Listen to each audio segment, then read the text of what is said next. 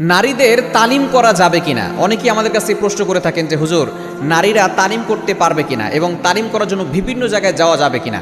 অনেক মা বোন এখন এমন আছেন, দিনের কাজ করছেন, তারা দেখা যাচ্ছে যে সংসার থেকে অনেক দূরে চলে যাচ্ছেন।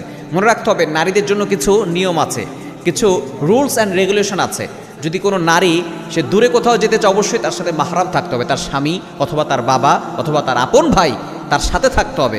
কেননা একজন নারীকে আল্লাহ তাআলা সম্মান দিয়েছেন, সে যদি কোথাও যায় তাহলে তার সিকিউরিটি গার্ড লাগবে, তার এমন একজন থাকতে হবে যাতে করে তাকে সিকিউরিটি দিতে পারে। কিন্তু বর্তমানে দেখা যাচ্ছে অনেক নারীর এমন আছে, দিনের কাজ করতে গিয়ে দেখা যাচ্ছে তারা সংসার নষ্ট করে ফেলছে।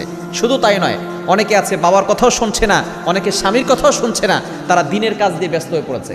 আপনার দিন আগে ঘরে ঠিক রাখতে হবে। হ্যাঁ, তালিম করা যাবে, কোনো সমস্যা নাই, নারীরা তালিম করতে পারবে। নারীদের কাছেও কোরআনের দাওয়াত দেওয়া দরকার, কেননা পুরুষটা নারীদের কাছে দাওয়াত দিতে পারবে না। দেখা যাচ্ছে নারীদেরকে নারীদের কাছে দাওয়াত দিতে হবে। তবে এই ক্ষেত্রে কি করতে হবে? এক নাম্বার, স্বামীর অনুমতি লাগবে। বাবার, যদি স্বামী না থাকে বাবার অনুমতি লাগবে, স্বামীর অনুমতি লাগবে, বাবার অনুমতি লাগবে।